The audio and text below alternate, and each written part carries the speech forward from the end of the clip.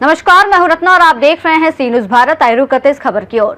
डेडियापाड़ा विधानसभा में आम आदमी पार्टी के विधायक चैतर वसावा ने प्रेस कॉन्फ्रेंस में गुजरात सरकार पर आदिवासी विकास बजट और कल्याण योजनाओं को लेकर तीखी प्रतिक्रिया दी।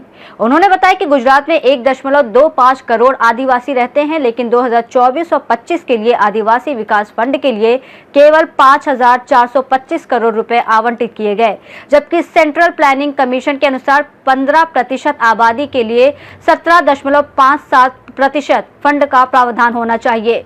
वसावा ने आरोप लगाया कि बजट का पर्याप्त उपयोग नहीं हो रहा। आदिवासी इलाकों में आंगनवाड़ी, सड़कें और स्वास्थ्य सुविधाएं गंभीर रूप से कम हैं। बच्चे कुपोषण और सिकल सेल जैसी बीमारियों से जूझ रहे हैं। उन्होंने न्यू गुजरात पैटर्न स्कीम में किसान और पशुपालन बोरवेल के लिए पिछले साल 1000 करोड़ रुपए दिए जाने के मुकाबले इस साल केवल 200 करोड़ मिलने, पोस्ट मैट्रिक स्कॉलरशिप स्कीम में छात्रों की स्कॉलरशिप बंद होने और नकली ट्राइबल सर्टिफिकेट धारी लोगों के नौकरी, राजनीति और शिक्षा क्षेत्र में बने रहने पर भी चिंता व्यक्त की। वसावा ने सरकार से आग्रह किया कि आदिवासी बजट ट्राइबल सब प्लान के तहत सही तरीके से उपयोग किया जाए और नियमों के उल्लंघन करने वालों को तुरंत हटाया जाए।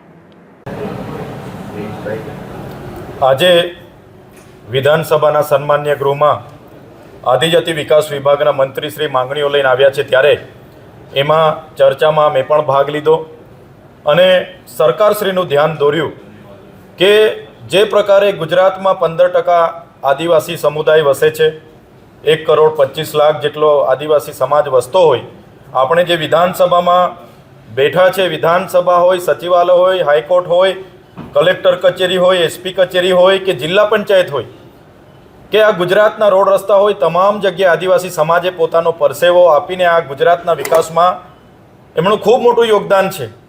त्यारे आदिजाति बजेटमां आ वर्षे 5,425 करोड़नी जोगवाई करवामां आवी छे, जे खूब ओછી छे। केंद्रीय आयोजन पंच एवुं कहे छे के 15% आदिजातिओनी वस्ती सामे 17.57% एमनुं बजेट होवुं जोईए। एनी सामे मात्र 1.35% ज आदिजातिओने बजेट फाळववामां आव्युं छे। जे लोको विकासथी झंकी रह्या छे, वंचित छे, एना माटे पण सरकारे 1.35% जे बजेट फाळव्युं छे, त्यारे आपणने एना परथी खबर पड़े छे के सरकारने केटली चिंता आदिवासीओनी छे। अने साथीओ, तमे जोयुं हशे 2024-25 मां आ ज प्रकारे 4,373 करोड़नी जोगवाई थई हती अने ए 4,373 करोड़नी सामे मात्र 3,373 करोड़ रुपया ज वापरवामां आव्या। 1,000 करोड़ रुपया कां छे, कया हेडे पड़ेला छे, एनी कोई रेकॉर्डमां माहिती नथी। ए ज प्रमाणे गत नाणाकीय वर्ष 2025-26 मां 5,120 करोड़नी जोगवाई करवामां आवी, तेनी सामे मात्र ने मात्र 2,410 करोड़ ज आदिवासीओ माटे वापरवामां आव्या। त्यारे एक बाजु आदिवासी विस्तारोमां आंगणवाड़ी नथी, शाळाना ओरडा नथी, कुपोषणथी बाळको पीड़ाय छे। मारा ज नर्मदा जिल्लानी वात करूं, 11,253 बाळको कुपोषणथी पीड़ाय छे। दाहोद जिल्लामां 19,596 बाळको कुपोषणथी पीड़ाय छे। सिकल सेल एनीमियाथी पीड़ाय छे अने सरकार ए आदिवासीओनुं बजेट बीजी जग्याए वापरे छे, तो ए बजेट ट्राइबल सप्लानना माध्यमथी डायरेक्ट आदिवासीओ माटे वपराय एनी अमे रजूआत करी छे। ए ज प्रमाणे जे न्यू गुजरात पेटर्न योजना अंतर्गत अमे खेडूतोने खेतीवाड़ीना बोर करी आपता हता, दूधाड़ा पशु आपता था, मांडवा प्रोजेक्ट आपता था। एक गुजरात पेटर्न में 1,000 थी पण वधारे जोगवाई आगला वर्षों में हती, आ वर्षे मात्र 200 करोड़ रुपयानी जोगवाई करी छे, जे पण एक दुखद बाबत छे। ए ज प्रमाणे जे बाळकोने पोस्ट मेट्रिक शिष्यवृत्ति योजना जे भारत सरकार पुरस्कृत हती, घणा वर्षोथी चालू हती, आ सरकारे 28/10/2024 ना रोज परिपत्र बहार पाडीने आदिजातिना 12मा धोरण पछी उच्च अभ्यास करता विद्यार्थीओ जे पण लोको मेनेजमेंट कोटा अने वेकेंट कोटामां एडमिशन लीधा छे, एमना माटे शिष्यवृत्ति बंद करी दीधी। सरकारने आज अमे विनंती करी छे, जे पण आदिजातिना विद्यार्थीओ मेनेजमेंट कोटामां वेकेंट कोटामां छे, ए चाहे कोई पण अभ्यासक्रममां होय, एने तात्कालिक असरथी स्कॉलरशिप चालू करवामां आवे एवी अमे मांगणी करी छे। साथीओ, एक खूब ज चर्चित मुद्दो घणा वर्षोथी चाले छे। आदिवासीओना खोटा जातिना सर्टी लईने लाखों लोको नौकरीओमां लागी गया छे। કેટલાક લોકો ચૂંટણીઓ લડીને વિધાનસભા સુધી પહોંચી ગયા છે અને શિક્ષણમાં પણ એ રીતના એડમિશનો લઈ લે છે। અમે આજે સન્માન્ય ગૃહમાં કીધું 2018માં કાયદો બન્યો, 2020-22માં નિયમો બન્યા, છતાં પણ એ ખોટા લોકોને આજ દિન સુધી નોકરી હોય કે રાજકીય ક્ષેત્રે હોય કે શિક્ષણ ક્ષેત્રે હોય એમને બહાર કાઢવામાં આવ્યા નથી.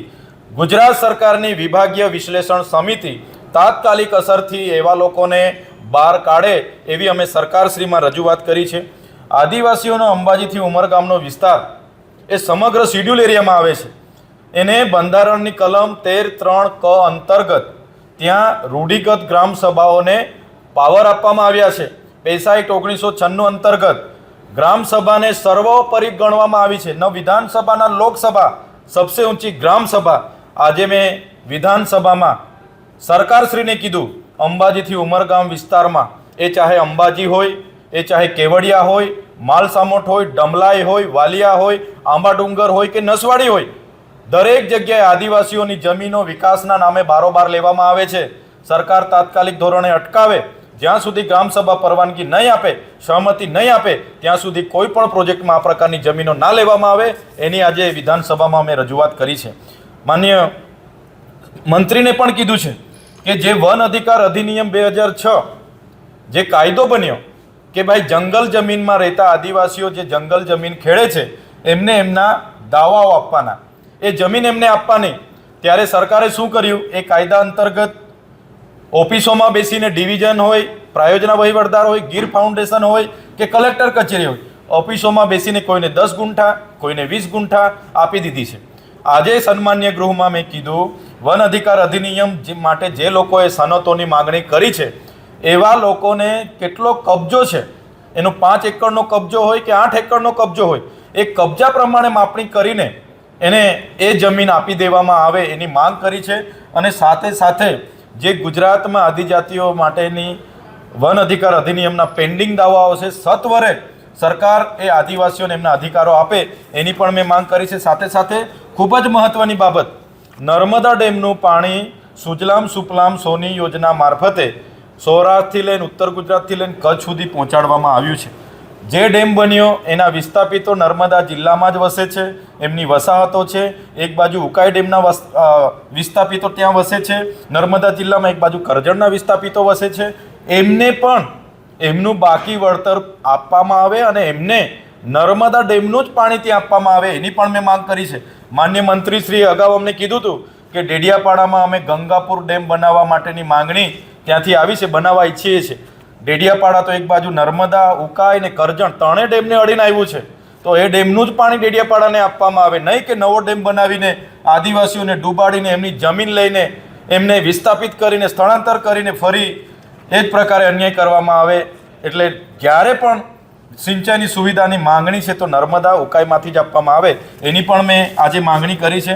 સાથે સાથે સન્માન્ય ગૃહમાં આદિવાસી વિસ્તારનો જે આંગણવાડીની ઘટ છે, શાળાના ઓરડાની ઘટ છે, કુપોષણ, સિકલ સેલ એનેમિયા છે, એના માટે યોગ્ય આયોજન કરીને આદિજાતિનું બજેટ વાપરવામાં આવે એ આજે સન્માન્ય ગૃહમાં सरकारने हमें रजूआत करी है। डेडियापाड़ा से सी न्यूज संवाददाता साबिर की रिपोर्ट। इस रिपोर्ट में फिलहाल इतना ही। देश और दुनिया की तमाम बड़ी खबरों के लिए देखते रहिए सी न्यूज भारत।